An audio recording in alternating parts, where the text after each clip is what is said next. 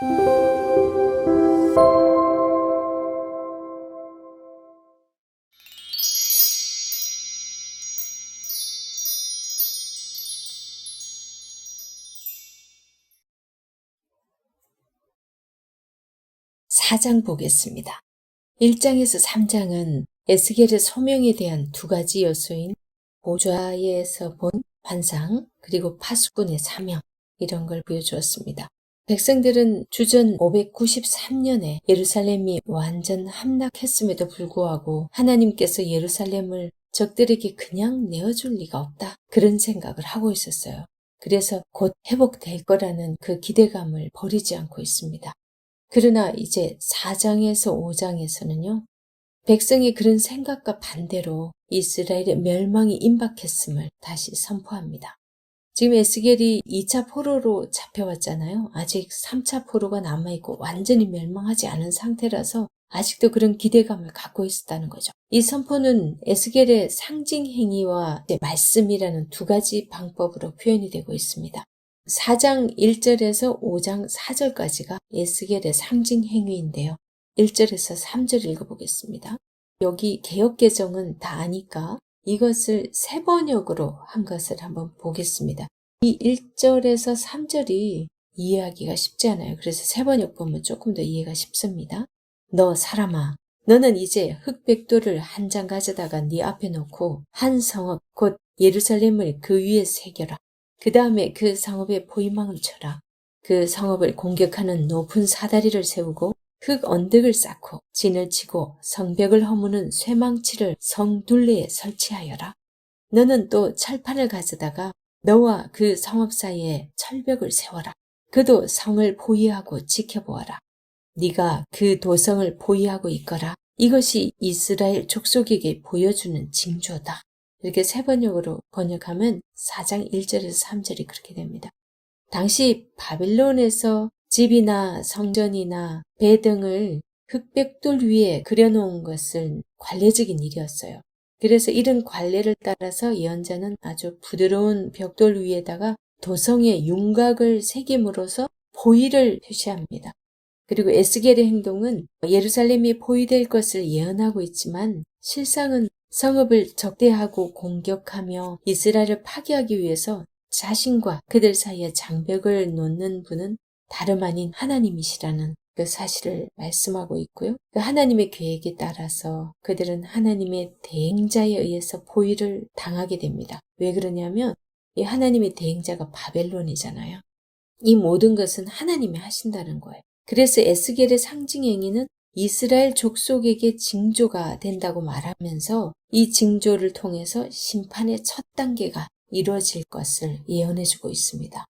그리고 이제 4절에서 8절은요. 죄악의 대속인데 너는 또 왼쪽으로 누워 이스라엘 족속의 죄악을 짊어지되 네가 눕는 날수대로 그 죄악을 담당할지니라.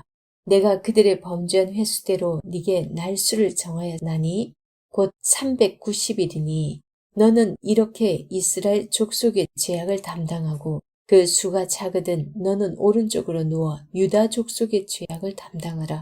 내가 네게 40일로 정하였나니 하루가 1년이니라. 그렇게 얘기합니다.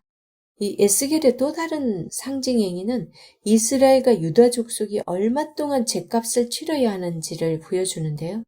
이 상징의 내용은 에스겔이 좌편과 우편으로 눕는 것으로서 누워서 그가 행한 일의 의미를 이제 보여주는데 에스겔이 눕는 날수대로 그 죄악을 담당해야 되는데 그 상징 행위는 유다 백성이 겪어야 할 일을 미리 보여주는 것이래요. 하나님께서 에스겔로 좌편으로 눕게 하고 며칠 동안 있으라 그러고 또 우편으로 눕게 해서 며칠 동안 있게 하는데 이 히브리인들에게 성전이 있는 동쪽을 바라보면서 우편은 남쪽을 뜻하고 좌편은 북쪽을 뜻합니다. 그래서 4절에서 8절에서 말씀하는 이 이스라엘 족속은 남유다와 이 또 구별되는 북왕국을 의미하고 있습니다. 북이스라엘. 그래서 390일 동안 왼편으로 눕는 것은 북왕국이 390년 동안 지은 죄악을 담당하게 될 것이라고 상징을 하고 이때 390년은 분열 왕국의 시작이 아니라 통일왕국인 솔로몬 시대에서부터 북왕국이 멸망할 때까지 계속되는 이스라엘의 죄악을 계산한 거예요. 그리고 유다 40년은 앞으로 닥칠 처벌의 기간을 상징하고 있습니다. 그 390년과 40년을 합하면 모두 430년인데요. 이는 애굽에서 포로 기간과 동일하게 계산이 되죠. 그래서 기한이 있을 때까지 그들이 값을 치러야 하는 상징적 포로 기간을 묘사해주고 있습니다. 이 4절에서 8절은요. 1절과 3절에 연결되는데 1절에서 3절에서 상징행위를 통해서 예루살렘이 포위될 것을 보여준 후에 상징행위를 목격한 예루살렘 백성들을 향해서 말씀하라고 하나님이 말씀하십니다. 예언의 내용은 상징행위에 대한 설명으로서 예루살렘의 멸망과 회개의 촉구가 전제됩니다. 8절에서 이제 몸을 이리저리로 돌리지 못한다는 것은 4절에서 8절에서 좌편과 우편으로 돌리라는 것과 구별되는 상징으로서 줄을 동이고 에워싸서 몸을 이리저리 돌리지 못하는 그거는 이제 바로 포위된 꼼짝할 수 없는 멸망을 기다리는 그런 모습을 상징으로 보여주고 있습니다. 그리고 9절에서 7절은요. 포위 기간 동안에 예루살렘 백성의 비참한 상황을 보여주는 부분입니다. 9절 너는 밀과 보리와 콩과 팥과 조와 귀리를 가져다가 한 그릇에 담고 너를 위하여 떡을 만들어 네가 옆으로 눕는 날수 곧 390일 동안 먹되 너는 음식물을 달아서 하루 20세겔씩 때를 따라 먹고 물도 6분의 1 흰씩 되어서 때를 따라 마시라. 너는 그것을 보리떡처럼 만들어 먹되 그들의 목전에서 인분 불을 구워 먹을지니라. 이런 말씀들이 다 정말 비참하게 살아가야 되는 그런 포로 기간의 그 모습들을 보여주고 있습니다. 그리고 아주 다른 곡식과 깎지 않은 열매를 한 그릇에 담아 떡을 만들라는 이 지시는요. 남은 곡식을 모두 모아 음식을 준비해야 하는 절박한 그런 상황들의 표현입니다. 이 말씀은 10절에서 11절에서 보면 식량이 모자라는 절박한 상황을 이제 하루에 할당되는 음식이 빵 20세겔과 물 흰 6분의 1이라는 사실에서 강조되고 있습니다. 이거는 0.5리터 정도예요. 그리고 12절에서 15절은 멸망 후에 다가올 포로 시대까지 예견하고 이제 포위된 상황에서 양식이 부족한 그들의 삶을 더욱 악화시키는 그런 하나님의 명령입니다. 12절에서 너는 그것을 보리떡처럼 만들어 먹되 그들의 목전에서 인분불을 피워 구울지니라 그렇게 얘기하거든요. 이게 12절에서 보리떡을 인분불에 구워 먹으라는 이 명령입니다. 이것은 부정한 떡이라고 그러면서 얘기하거든요. 앞서 설명한 것처럼 떡 자체가 부정하기보다는 인분의 구움으로 인해 가지고 부정한 떡이 되는 거예요. 왜냐하면 쇠똥의 구움으로써 부정을 면할 수 있다고 1절에서 이해하고 있기 때문이에요. 쇠똥은 보통 때도 이 쇠똥이 이제 마른 거를 가지고 땔감으로 썼대요. 그러니까 그거는 오히려 쇠똥으로 구우면 부정을 면할 거라고 지금 에스겔이 오히려 바꿔달라고 그러잖아요. 그래서 하나님께서 인분 대신 쇠똥을 사용하는 것을 허용을 하죠. 그리고 13절은 부정한 떡을 먹어야 하는 상황은 포로기에 계속될 것이라고 말씀합니다. 그리고 14절은요. 12절의 명령 직후에 이 명령이 백성에게 선포되기까지 이제 예언자를 통해서 조정되는 과정을 보여줍니다. 14절 내가 말하되 아하 주 여호와여 나는 영혼을 더럽힌 일이 없었나이다. 어려서부터 지금까지 스스로 죽은 것이나 짐승에게 찢긴 것을 먹지 아니하였고 가증한 고기를 입에 넣지 아니하였나이다. 이렇게 얘기를 하죠. 하나님의 제가로 인해서 도시가 포위되는 동안에 부정한 떡을 먹는 것을 면했지만 포로기에는 부정한 떡을 먹게 됨으로써 상황이 더욱 악화된다라는 것을 예언해주고 있습니다. 그리고 16절에서 17절은요. 예루살렘의 그 포위 상황이 연속되고 있다라는 것을 보여주는데 16. 또 내게 이르시되 인자야 내가 예루살렘에서 의뢰하는 양식을 끊으리니 백성이 근심 중에 떡을 달아 먹고 두려워 떨며 물을 되어 마시다가 떡과 물이 부족하여 피차에 두려워하여 떨며 그 죄악 중에서 쇠퇴하리라. 그래서 16절에서 17절은 예루살렘의 포위 상황의 연속인데 포위당하고 식량이 부족하고 그리고 식량과 물이 점점 줄어들고 마침내는 이제 고갈되고 마는 그런 상황으로 심판을 말씀하고 계신 거죠. 그 다음에 이제 5장입니다. 5장 1절에서 4절, 이거는 머리털과 수염 깎는 상징을 보여주는 부분인데요. 4장에서 보여준 예루살렘의 포위는 이제 끝나고 예루살렘의 멸망과 포로가 어떻게 진행되는가를 보여주는 상징행위가 계속되는데요. 구약에서 면도한다는 이 면도는 슬픔의 표시이기도 합니다. 그리고 수치의 상징이기도 하죠. 이 예레미야서에서는 슬픔의 표시로 이렇게 면도하는 것을 표시했는데 수치의 상징은 어디에서 나오냐면 사무엘 하에서 다윗이 그 조문객을 보냈는데 한운이 그 조문객들을 수염을 잘라버리고 옷을 중동볼기가 나오도록 그렇게 잘라버리고 그래서 수치를 주었던 예를 얘기하고 있었죠. 그리고 그랬다는 것은 한운이 전쟁 선포를 하는 거랑 마찬가지거든요. 그런데 이 면도칼을 하나님께서 사용하시면서 심판의 도구인 이방 국가의 검으로 면도칼을 대신합니다. 그러면서 에스겔은 이 면도칼로 자신의 머리카락과 수염을 깎음으로써 멸망하는 예루살렘의 수치를 지금 보여주고 있는 겁니다. 그래서 머리카락과 수염을 저울에 달아 셋으로 또 3등분으로 나눕니다. 그래서 다니엘서에서 벨사살 왕이 그 저울에 달리해서 부족한 바 되었다는 그 기억하시죠? 그래서 저울에 달아 셋으로 나눈다는 이 자체도 일종의 심판인데요. 그 다니엘서에 보면 벨사살 왕이 기인들하고 성창기에다가 막 술을 담아 마시면서 막 잔치 벌이고 있을 때 벽에 막 손가락이 나타나서 글씨를 막 쓰잖아요. 메네메네 데겔 우바르시. 그 글씨가 뭐냐면 왕은 이미 저울에 달아보니 부족함이 보였다. 그래서 왕의 나라를 이미 끝나게 하셨다라는 그런 의미가 메네메네 데겔 우바르신이에요. 그러고 나서 바로 이제 메데 바사 군에 의해서 멸망당하죠. 바빌론의 왕 벨사살 왕이 그렇게 멸망을 당합니다. 그래서 저울에 다른다는 이 표현에도 이 멸망이 거기에 담겨 있습니다. 그래서 무게를 달아 세며 나누는 것은 심판의 행위를 뜻한다는 거죠. 그게 다니엘서 5장에 나옵니다.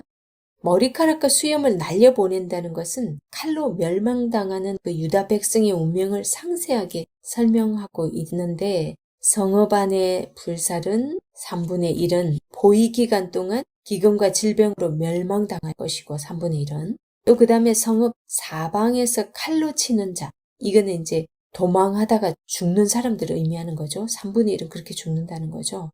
열왕기 하 25장 4절에서 7절에 이제 그 부분이 그대로 기록되고 있습니다. 그 다음에 바람에 흩어진 나머지 3분의 1은 멸망당한 후에 남은 사람들이 포로로 끌려가거나 도망하는 자들을 의미한대요.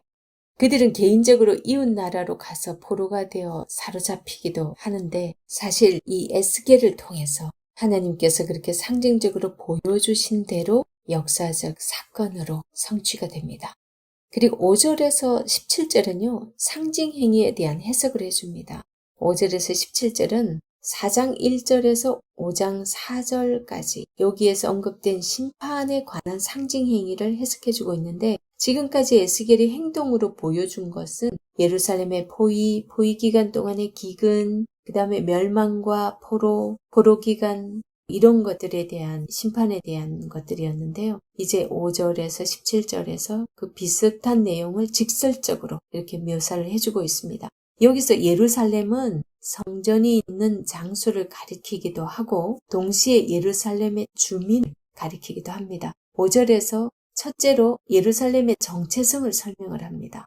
11절을 보면 예루살렘은 하나님께서 계시는 성소이고 우주의 중심이 되고 있습니다. 그 예루살렘은 또 하나님께서 선택하신 구별된 곳이면서도 동시에 하나님의 기대가 열방보다 엄격한 곳이기도 합니다. 둘째로 예루살렘의 거민들이 선택받은 백성답지 못하게 살면서 온갖 죄악을 다 범하고 있는 것을 또 설명을 하죠. 그 죄는 이제 6절에서 7절을 보면 신명기적 관점에서 규례와 율법을 어긴 것, 그리고 9절, 11절을 근거로 해서 보면 제사장의 관점에서 가증한 것을 통해서 성소를 더럽힌 것, 그런 부분을 지적하죠. 그 다음 세 번째로 하나님께서 그들을 아끼거나 긍휼히 여기지 않고 심판하시는 것을 설명을 해줍니다. 10절을 보면 그들이 궁핍하여서 아비와 아들이 서로를 먹으며 남은 자들이 흩어질 것이다. 이렇게 정말 비참한 상황들을 설명을 하죠. 네 번째로 8절을 보면요. 이스라엘은 열방 중에 으뜸으로 선택받았지만 이제 열방이 보는 가운데 심판을 받아서 이제 15절에서 보면 그들에게 수욕과 조롱을 당하게 될 것을 말씀하고 있습니다. 이제 6장에서 7장은요. 심판의 또 다른 이름, 하나님을 아는 은혜에 대해서 말씀을 하고 있습니다. 6장에서 특별히 여호와께서 우상 숭배를 심판하시다 라는 이런 표제어로 말씀을 하고 있는데 예언서에 나타난 종말론적 구조는 궁극적으로 심판을 통해서 구원을 이루는 그런 구도로 가고 있는데요. 에스겔서도 이스라엘 민족에게 내린 심판과 이방 민족들에게 내린 심판, 그리고 이스라엘 민족에 내린 구원, 이렇게 구성이 되고 있습니다. 이스라엘 민족에게 내린 심판이 1장에서 24장까지 계속 언급이 됐다면 또 이방 민족에게 내린 심판이 25장에서 32장에서 언급되고 있죠. 그리고 이스라엘에 내린 구원이 33장에서 48장까지 이렇게 쭉 연결되고 있습니다. 6장은요, 세 부분으로 나누어지고 있는데 7장은 패망선언과 함께 네 가지 범죄를 고발하고 있습니다. 6장 1절에서 7절 한번 보도록 하겠습니다. 여호와의 말씀이 내게 임하여 이르시되 인자야 너는 이스라엘 산을 향하여 그들에게 예언하여 이르기를 이스라엘 산들아 주 여호와의 말씀을 들어라. 주 여호와께서 산과 언덕과 시내와 골짜기를 향하여 이같이 말씀하시기를 나 곧 내가 칼이 너희에게 임하게 하여 너희 산당을 멸하리니 너희 제단들이 황폐하고 분향 제단들이 깨뜨려질 것이며 너희가 죽임을 당하여 너희 우상 앞에 엎드리게 할 것은 너희가 죽임을 당하여 너희 우상 앞에 엎드리게 할 것이라. 이스라엘 자손의 시체를 그 우상 앞에 두며 너희 해골을 너희 제단 사방에 흩으리라. 내가 너희가 거주하는 모든 성읍이 사막이 되게 하며 산당을 황폐하게 하리니 이는 너희 제단이 깨어지고 황폐하며 너희 우상들이 깨어져 없어지며 너희 분향 제단들이 찍히며 너희가 만든 것이 폐하여지며 또 너희가 죽임을 당하여 엎드려지게 하여 내가 여호와인 줄을 너희가 알게 하리라 함이라. 여기 6장에서 예루살렘에 대한 심판을 지금 예언을 하고 있는데요. 이스라엘 산을 향해 예언하고 있어요. 이스라엘 산. 여기 에스겔서에서만 이 이스라엘 산이라는 표현을 하고 있어요.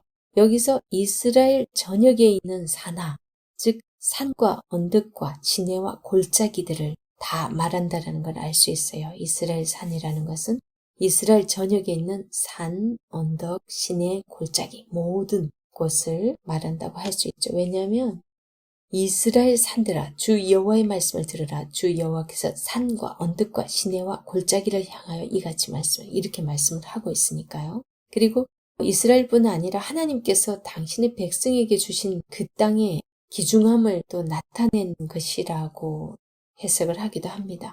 그리고 이 3절은요. 전국의 산하를 하나님 말씀의 청취자로 삼는 것은 그곳에 산당이 있고 이 산당에서 우상을 숭배하기도 하지만 또 하나님을 예배한다고 하는 그곳에서도 우상을 섬기기도 했으니까 나중에 다 에스겔을 데리고 가서 그 모습들 다 보여주거든요.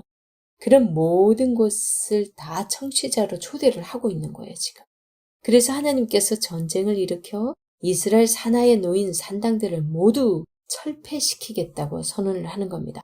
산당은 원래 이 산등성이 높은 곳에 주로 많이 있었대요. 근데 여기서는 각종 제의장소를 의미하고 있습니다. 이런 제의장소는 주로 언덕에 있지만 골짜기나 큰 나무 아래 그런 곳에서도 있었다고 해요. 예루살렘에 이 성전이 건립되기 전에는 이스라엘 전국에 작은 성소들이 다 있었는데 이스라엘의 산당 중에서 일부는 가나안으로부터 이 가나안 사람들이 섬기던 그 이방 신들을 섬기는 그 산당 그대로 그냥 갖고 와서 거기서 하나님을 예배했다는 거죠. 그러다가 또 이제 그 남겨놨던 그 사람들이 또 신들을 섬기는 거 보고서 그걸 또 섬기고 그랬잖아요. 그런 과정에서 문화적 관습은 물론 이제 제2장소인 산당도 넘겨받아서 그곳에서 우상 숭배도 함께 했다라는 거죠. 그게 이제 대표적인 곳이 기브온 산당이죠. 그때 기브온 산당에서 솔로몬이 번제를 드릴 때만 해도 아직까지 솔로몬 성전이 지어지지 않았잖아요. 그래서 기브온 산당은 아주 제일 큰 곳이고 아주 조그만 산당들이 전국 곳곳에 있었대요. 일부는 이방 신들을 위한 우상 숭배의 거점이 되기도 했답니다. 그리고 4절에서 5절에 보면 하나님의 심판은 아주 단호하고 참혹합니다. 모든 것들, 산당, 제단, 분향단, 우상, 이 모든 것이 황폐하게 되고 사람들은 죽임을 당해 우상들 앞에 너부러지게 될 거라고 이제 그렇게 말씀합니다. 널브러지게 된다. 그리고 도시도 황폐하게 되어서 사막과 같이 될 거라고 말씀하고 있습니다. 우상 숭배에 사용된 모든 것들, 그것이 하나님 눈에는 얼마나 혐오스러운 것이었겠어요. 그런데 그 심판의 목적은 뭡니까? 이와 같은 일을 행하시는 분이 바로 하나님이라는 사실을 알리기 위함이라고 마지막에 말씀을 하고 있죠. 그 다음 8절에서 10절은요. 파멸된 자들이 하나님을 이제 알게 될 거라는 거예요. 그래서 이 단락은 기억하다, 짜카르라는 기억하다, 구트라는 한탄하다, 알다, 이하다 라는 이 세 가지 동사를 사용해서 표현이 되고 있습니다. 8절에서 10절 한번 읽어봅니다. 8절 그러나 너희가 여러 나라에 흩어질 때에 내가 너희 중에서 칼을 피하여 이방인 중에 살아남은 자가 있게 할지라 너희 중에서 살아남은 자가 사로잡혀 이방인들 중에 있어서 나를 기억하되 기억하다 짜카르가 있죠. 그들이 음란한 마음으로 나를 떠나고 음란한 눈으로 우상을 섬겨 나를 근심하게 한 것을 기억하고 여기 또 짜카르 나옵니다. 스스로 한탄하리니 한탄하다. 이는 그 모든 가증한 일로 악을 행하였습니다. 그때야 그들이 나를 여호와인 줄 알리라 이하다. 내가 이런 재앙을 그들에게 내리겠다 한 말이 헛되지 아니하리라. 기억하다 짜카르는 하나님께서 범죄한 사람들을 모두 죽음으로 몰아가시지 않다는 그 사실. 그 중에 일부 남겨서 항상 남은 자를 남기세요. 하나님께서 남겨서 세계 곳곳으로 흩으신대요. 그리고 그곳에서 하나님을 기억하게 하신대요. 생각나게 하신다는 거죠. 새로운 삶을 현실로 이끌어올 수 있는 이제 그런 상황으로 만드는 거죠. 그 다음에 또 한 가지 단어, 스스로 한탄하다. 이 구트라는 말. 이 구트의 뜻은 스스로 역겨워하다. 스스로 역겨워하다는 말이 한탄하다라고 번역이 됐습니다. 자신이 처한 현재의 이 참담한 운명 속에서도 자신이 행했던 과거의 행동을 생각할 때 스스로 역겨움을 느낀다는 거죠. 그래서 그들은 마음으로 음란한 생각을 품어서 하나님을 떠났고 눈으로 음란한 우상을 섬겨서 하나님의 마음을 상하게 만들었는데 그때의 일들을 생각할 때 자신의 행동이 역겨워서 자기들이 한탄을 한다는 거죠. 그 다음에 이하다, 알다라는 알다, 인식하다. 이거는 이제 지금의 참담함을 온몸으로 느끼며 과거의 죄스러움을 기억하고 자신의 행동을 수치스럽게 생각한 이스라엘 백성은 필히 그런 역사의 흐름을 이끄신 분이 누구인지를 알게 된다는 거예요. 그리고 이제 11절에서 14절은요. 칼과 기근과 역병으로 내리는 심판입니다. 다시 한번 이스라엘 백성들의 멸망을 선언하는데요. 11절 보겠습니다. 주 여호와께서 이같이 이르시되 너는 손뼉을 치고 발을 구르며 말할지어다. 오라 이스라엘 족속이 모든 가증한 악을 행함으로 마침내 칼과 기근과 전염병이 망하되 11절의 심판은 칼과 기근과 전염병의 수단으로서 이스라엘을 멸망에 이르게 하는데 칼과 기근과 전염병 이 세 가지로 멸망하게 한다는 거죠. 그 다음 12절은요. 이제 심판의 내용을 구체적으로 설명을 합니다. 12절 먼 데 있는 자는 전염병에 죽고 가까운 데 있는 자는 칼에 엎드러지고 남아있어 애워싸인 자는 기근에 죽으리라. 이같이 내 진노를 그들에게 이룬즉 그 죽임당한 시체들이 그 우상들 사이의 제단 사방에 각 높은 고개 위에 모든 꼭대기에 모든 푸른 나무 아래 무성한 상수리 나무 아래 곧 그 우상에게 분향하던 곳에 있으리니 내가 여호와인 줄 너희가 알리라. 그들이 우상에게 분향하던 그 자리 거기에서 죽게 만든대요. 너무 참혹하죠. 이스라엘 전역에 퍼져 있던 그 우상 숭배의 그 장소 그곳에 사람들이 죽은 시체가 가득하게 만들겠다는 거예요. 왜요? 성소마다 우상과 제단과 분향단이 아주 가득했으니까요. 산과 언덕마다 우상을 위한 성소들이 있으며 푸른 나무 아래와 무성한 상수리 나무 아래에도 우상을 위한 성소들이 있었대요. 그리고 14절, 내가 내 손을 그들의 위에 펴서 그가 사는 온 땅, 곧 광야에서부터 디블라까지 황량하고 황폐하게 하리니 내가 여호와인 줄을 그들이 알리라. 그럽니다. 14절은 하나님의 권능의 손으로 그들을 심판하심으로써 이스라엘의 전국 토는 황폐해지게 되죠. 그래서 사람이 사는 도시는 부서지고 불에 타서 이제 황량한 도시가 된다고 합니다. 그제서야 사람들이 하나님의 존재를 깨닫게 된다고 말씀하고 있습니다.